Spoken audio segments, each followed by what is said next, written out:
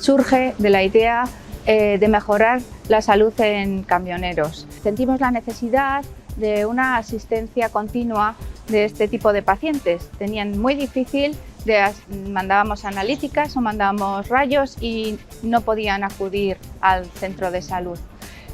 Con lo cual decidimos hacer una herramienta eficaz que les ayudara a gestionar su propia salud o a contactar o hacer una fácil accesibilidad de la sanidad.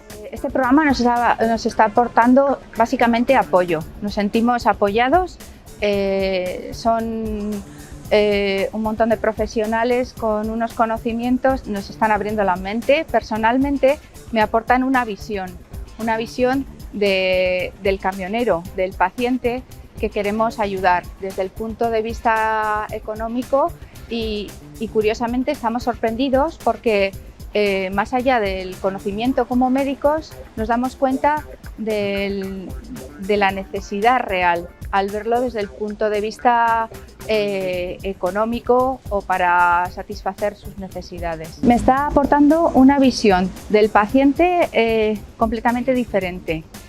Muchísimo más cercana. Al hacer el feedback con los camioneros nos estamos dando cuenta de la riqueza de realmente las necesidades que tienen. Lo peor son los reglamentos de los dispositivos, los papeles y sobre todo que el Health Tech al negociar o intentar ayudar en la salud pues es otro tipo de producto que nos abre la mente en otro aspecto.